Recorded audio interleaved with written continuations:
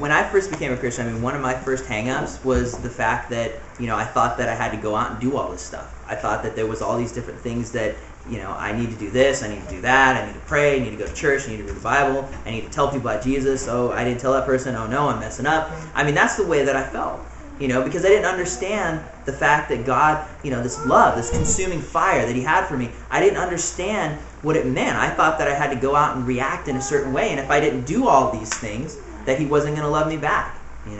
I knew a God that our relationship with, the way that I saw God, the relationship I had was based upon what I could do, was based upon the things that I could do. If I wasn't doing good things for this God, then this God wasn't going to be happy for me. And it's funny because I heard somebody say this once. The difference between Christianity and an idea of like a false God, a pagan God, most pagan gods, right? Gods that people make up. They make them up for themselves.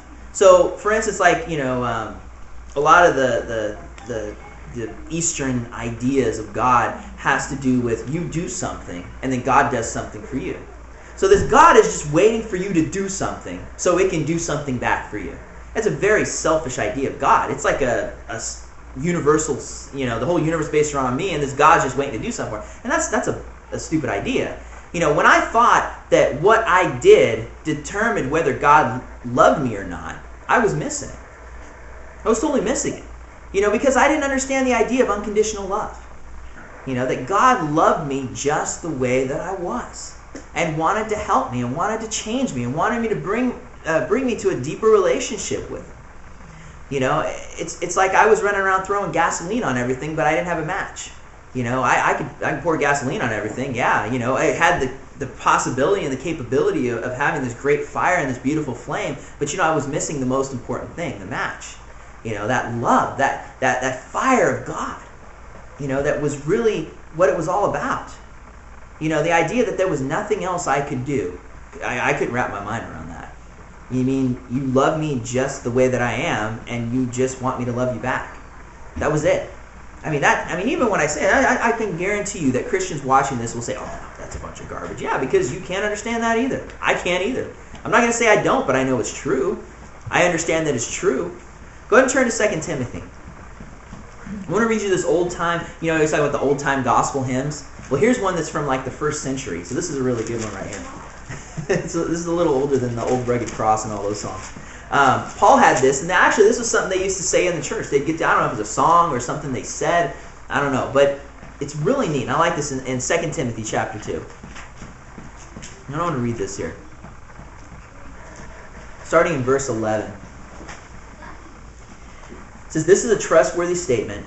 If we died with him, we shall also live with him. If we endure, we shall also reign with him. If we disowned him, then he will also disown us. If we are faithless, he remains faithful, for he cannot disown himself." Now, I was looking this up because I use a New American Standard here, and I was looking this verse 12 up, and it's interesting because the wording, and I have a little side note here that actually has a different way of reading this, and it says that if we shall deny him, then he shall be denied of us. Or if we are disowned of him, then we shall be disowned, or he shall be disowned of us. The amazing thing about this, but if we are faithless, he remains faithful, for he cannot disown himself. What he's saying here is, look, more than anything in the world, and this is what I want you to think about here, more than anything in the world, God wants to bring people into a relationship with him. He's not looking to throw people in hell. Yeah, there is a hell, and yeah, people will go there, but that's not God's will. God's will is for the whole world to be saved. I'm going to talk about it here in a second. But what it's saying here is that we are the ones that make the decision on this. If we disown him, then he will be disowned of us. But even if we're faithless, he remains faithful, for he cannot disown himself. There's an important thing it's saying here.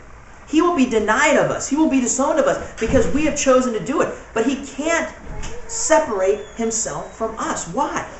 Because Christians, we forget what we are. We're Christians. Jesus lives inside of us. When you became a Christian, when you became born again, you became a child of God.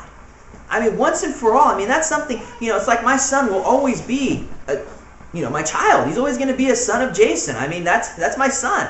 No matter what he does, no matter what he acts like, I don't care if he totally acts like somebody absolutely opposite end of me. He's still going to be my son, and there's nothing he can change about that.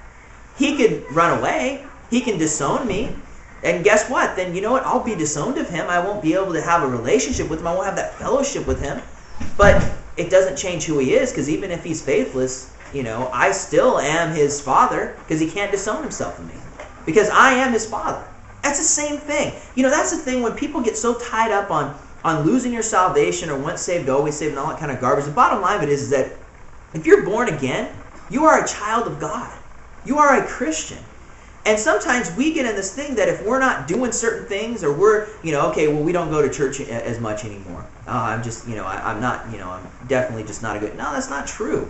Going to church doesn't make you a Christian. I like how Keith Green says it. Any more than going to McDonald's makes you a hamburger.